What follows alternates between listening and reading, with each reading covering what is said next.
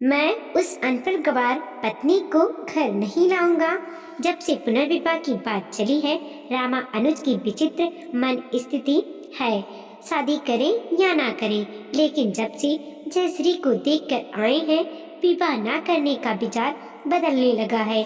अभी 1 साल ही बीते हैं पत्नी सुलभा के देहांत को। उस समय तो दृढ़ निश्चय कर लिया था कि अब पत्नी की जगह किसी को नहीं देंगे, लेकिन जयश्री की सुंदरता देखने के बाद उनका दृढ़ निश्चय डगमगाने लगा है। उस पर उन लोगों ने शादी के लिए हाँ भी कर दी है और निर्णय की स्थिति बनी हुई है। सोचा प्रोफेसर त्रिपाठी की सलाह ली जाए। करीबी मित्र होने के साथ ही वो समझदार, सुलझे हुए व आदर्शवादी इंसान भी हैं। यार, बड़ी दुविधा में हूँ, दोबारा विवाह करूँ या ना करूँ? बड़ी झिझक के साथ राम अनुज ने पूछा। दोबारा नहीं राम अनुज, तिबारा। अपनी बालिका वधू को क्यों भूल जाते हो? और मैं कहता हूँ फिर से शादी करने से तो अच्छा है अपनी बालिका वधू को ही ले आओ।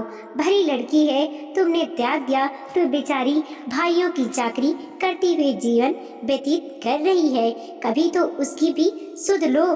राम अनुज खींच गए, बेवजह त्रिपाठी की सलाह लेने आ गए। इन्होंने तो बातों को और भी उलझा दिया। अब उस पागल को घर ले आऊं जिसका चेहरा तक ना देखा कभी, जिससे सालों पहले ही नाता तोड़ चुका हूँ। जानकी नाम था उसका। राम अनुज तब यही कोई 16-17 साल के थे। पढ़ना लिखना चाहते थे, लेकिन परिवार के बाल विवाह की परंपरा के बलि चढ़ गए। बाबूजी के दबाव के चलते नाना कहते हुए भी जानकी से विवाह करना पड़ा। चूंकि जानकी अभी 12 से 13 साल की ही थी, इसीलिए गौना 5 साल बाद होना तय हुआ। राम अनुज खुश हो गए कि बाबूजी ने जानकी नाम का जो फंदा गले में डाला था, 5 साल तक उससे पीछा छूटा। वो जी जान से पढ़ाई में जुट गए। वो इसी बीच राम अनुज के बाबूजी का देहांत हो गया। माँ तो पहले ही चल बसी थी, बाबूजी ही कभी कदार जानकी की सुध लेते थे। पर उनके देहांत के बाद तो राम अनुज ने जैसे उसे भुला ही दिया।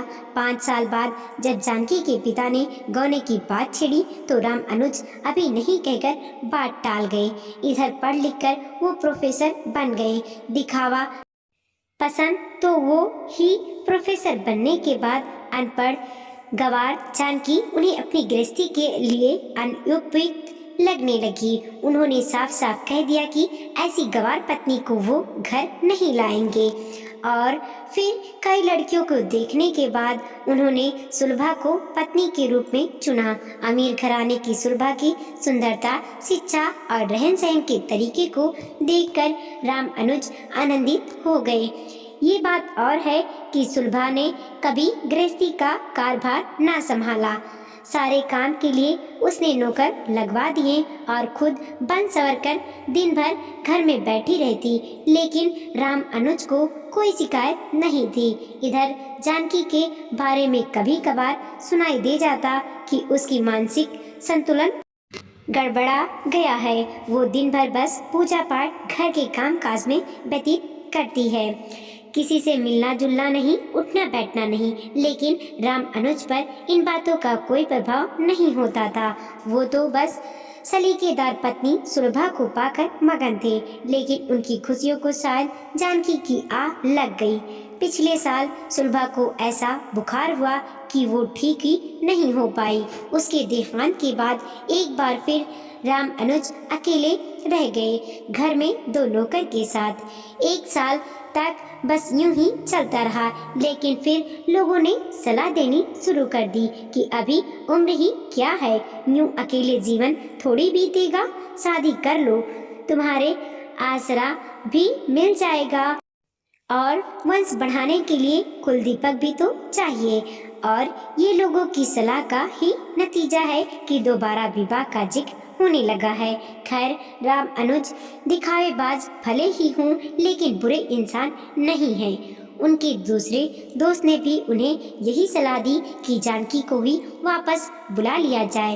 राम अनुज ने सोचा कोशिश करने में बुराई नहीं है। वैसे तो स्वाभिमानी जानकी वापस आएगी नहीं, और आई भी तो मैं ऐसा सख्त व्यवहार करूँगा उससे कि 4 दिनों में ही भाग जाएगी। यही ठीक रहेगा। दोस्तों के बीच अच्छा भी बन जाऊंगा और मानसिक संतुलन खो चुकी जानकी के साथ निभाना भी नहीं पड़ेगा। राम अनुज स्वयं नहीं गए बल्कि अपने नौकर को भेज दिया जानकी को लेने, ये सोचकर कि नौकर को देखकर ही शायद जानकी ना लौटे, लेकिन ऐसा हुआ नहीं। शाम को जब राम अनुज कॉलेज से लौटे तो एक स्त्री पानी के गिलास के साथ हाजिर हो गई। राम अनुज अचंभित थे। चाय बनाऊं? कुछ नाश्ता करेंगे? वैसे नाश्ता तैयार है। स्त्री की आवाज सुनकर राम अनुज चेते, लेकिन कुछ भी ना बोलते बना। मैं जानकी हूँ, शायद आपने पहचाना नहीं मुझे। हाँ हाँ ठीक है। आवाज थोड़ी सख्त कर ली राम अनुज ने, जैसे कि उन्होंने पूर्व योजना बना रखी थी। मुझे नाश्ता वास्ता नहीं करना, तो चाय ही पी लें, थकान दूर हो जाएगी, कहकर बिना उत्तर की प्रतीक्षा किए जानकी रसोई की ओर मुड़ गई। राम अनुज दंग थे। सुलभा जब तक जीवित रही, कॉलेज से लौटने पर कभी पानी का गिलास तक लेकर नहीं खड़ी रही, ना ही कभी चाय नाश्ता पूछा। उसके रहते ये जिम्मेदारी नौकरों ने ही तो पूरी की। तभी जानकी चाय ले आई। राम अनुज चाय पीकर तरोताजा हो गए, लेकिन घर पर अधिक समय वो नहीं बिताना चाहते थे। जानकी उन्हें फंसाने के फिराक में है और वो उसे और मौका नहीं देना चाहते थे, इसीलिए फौरन निकल गए। देर रात घर लौटे तो जानकी सोफे पर बैठी इंतजार कर रही थी। देखते ही बोली, हाथ मुंह धो ले, खाना लगा देती हूँ। क्यों, नौकर नहीं है क्या घर में? मैं उनसे खाना मंगवा लूँगा। तुम्हें तकलीफ करने की जरूरत नहीं। पति को खाना नौकर परोसे, ऐसे संस्कार मेरे नहीं। वैसे भी इतनी पूजा पाठ के बाद तो आपकी सेवा का मौका मिला है, उसे गंवाना नहीं चाहती। राम अनुज ने कुछ कहते ही नहीं बना। घर में इस तरह का संस्कार देखने का उन्हें सौभाग्य ही कहाँ मिला था। माँ बचपन में गुजर गई थी और पत्नी सुलभा को तो अपने बनाव श्रृंगार से ही फुर्सत नहीं मिली। कभी वो हाथ मुंह धोकर खाने बैठ गए। पहली बार किसी ने प्यार से अपने हाथों से खाना बनाकर खिलाया था, वरना तो बचपन से लेकर अब तक नौकरों के हाथों का बना खाना ही खाया था उन्होंने, और उस प्यार की मिठास को वो खाने के स्वाद में स्पष्ट महसूस कर सकते थे, लेकिन तारीफ नहीं की उन्होंने।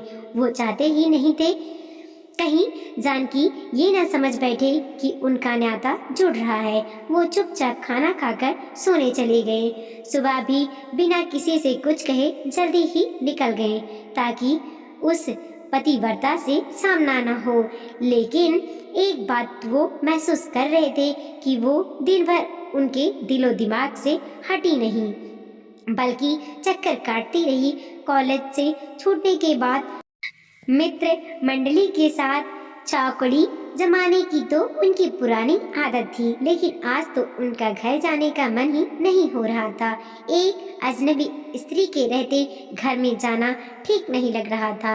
अजीब सी उलझन थी मन में। वो पत्नी के सारे अधिकार जमाने की कोशिश कर रही थी और ये बिल्कुल ही भूल चुके थे कि उससे कभी उन्होंने ब्याह किया था।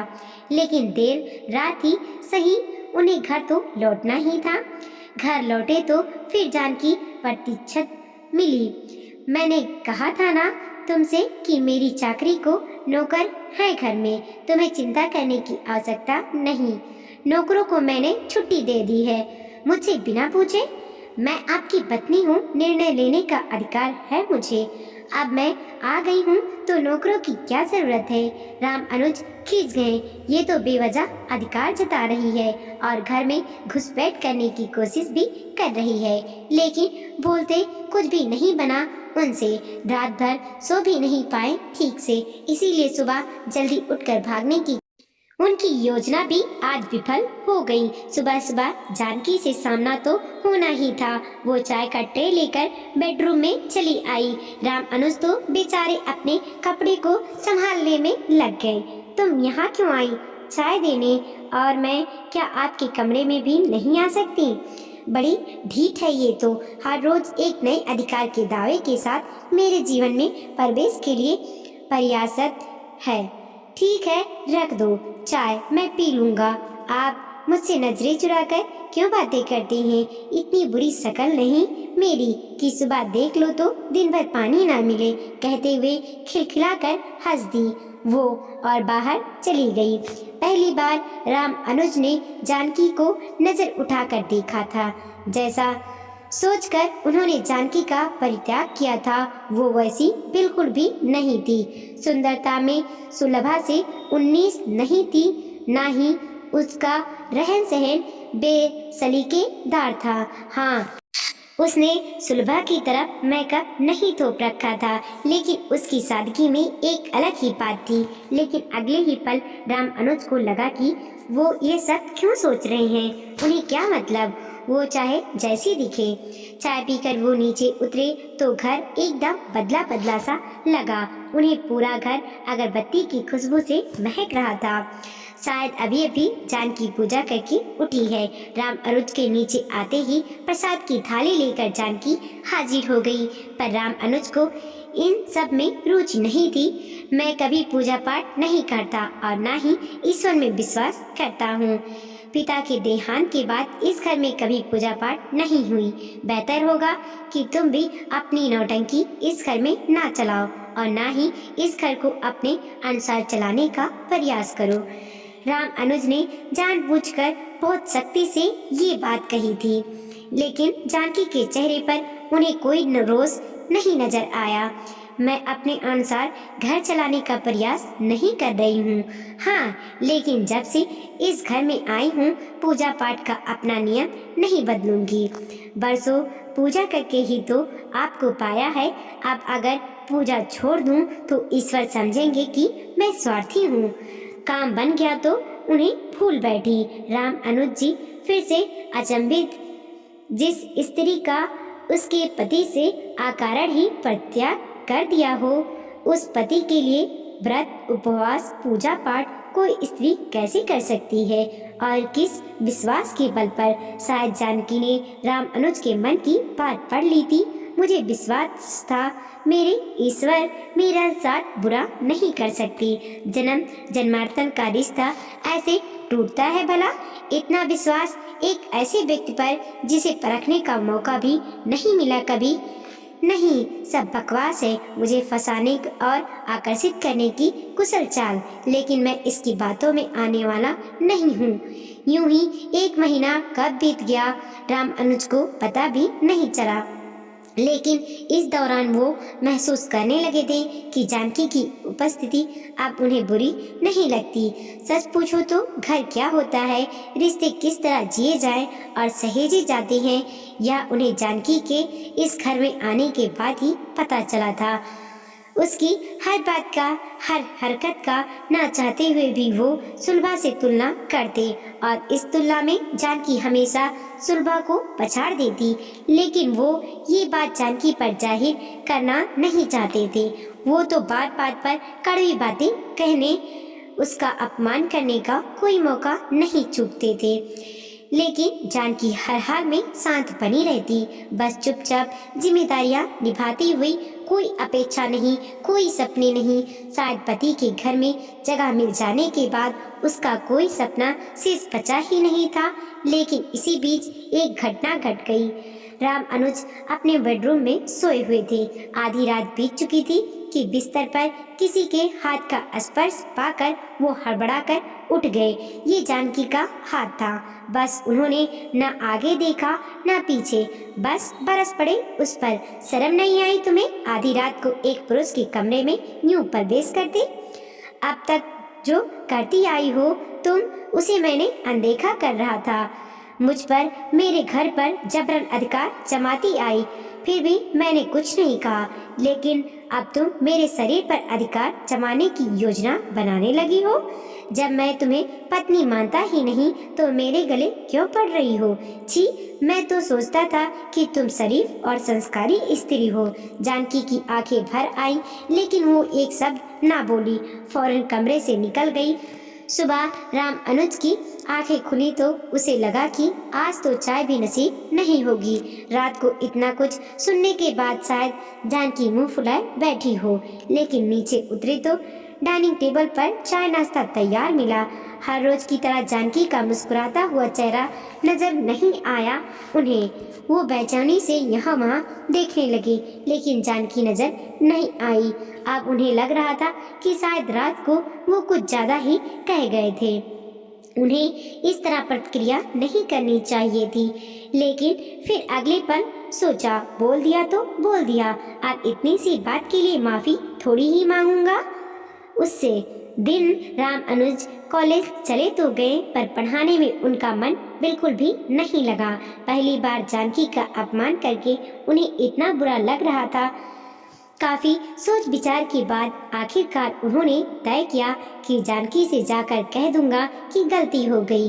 रात को अचानक नींद खुल जाने की हड़बड़ाहट में अनाप शनाप बोल गया, लेकिन आवाज थोड़ा सख्त ही रखूंगा। हाँ, यही ठीक रहेगा। कैसे बात करनी है, क्या कहना है, पूरी स्क्रिप्ट की पूरे दिन में कई बार रिहर्सल करने के बाद शाम को जब वो घर लौटे तो रोजाना की तरह जानकी उन्हें पानी के गिलास के साथ नजर नहीं आई। उन्हें थोड़ी बेचैनी हुई। 1-1.5 महीने से उन्हें आते ही जानकी को देखने की आदत सी पड़ गई थी। तभी नौकर गोपाल पानी लेकर आ गया। अरे तुम कब आए?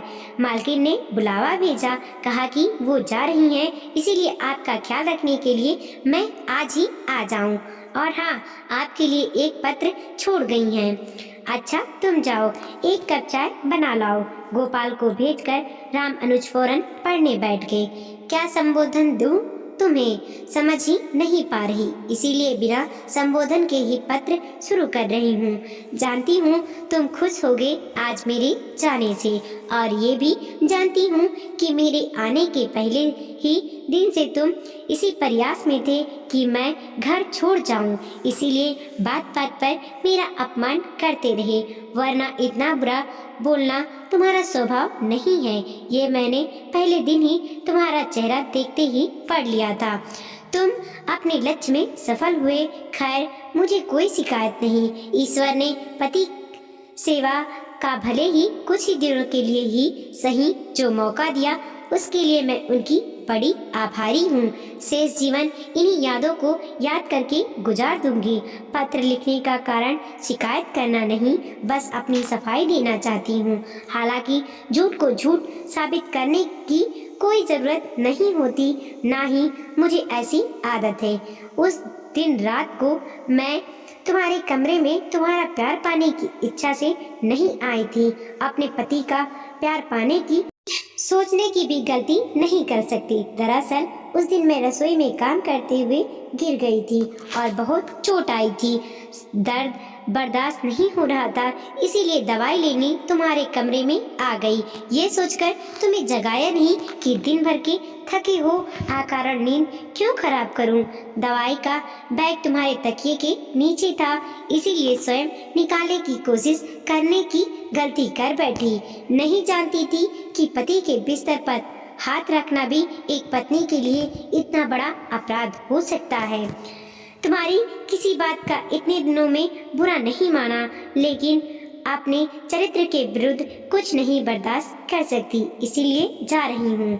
गोपाल को बुलावा भेजा है और उसे सारी बातें समझा दी है। वो मुझसे भी बेहतर तुम्हारा ख्याल रखेगा। जानकी पत्र पढ़ते पढ़ते राम अनुज की आंखों से अश्रुधारा बह निकली। शायद ये पश्चाताप के आंसू थे। नहीं, अब जानकी को ओ और वनवास नहीं देंगी, और जब जानकी जैसी पत्नी है तो जयश्री से पुनर्विवाह करने का तो प्रश्न ही नहीं उठता। इस बार वो स्वयं जाएंगी जानकी को लेने, पूरे जीवन भर अपने पास रखने के लिए। उस शेष जीवन में पत्नी का वह सारा मान अधिकार देंगे जिसकी वो अधिकारिणी है।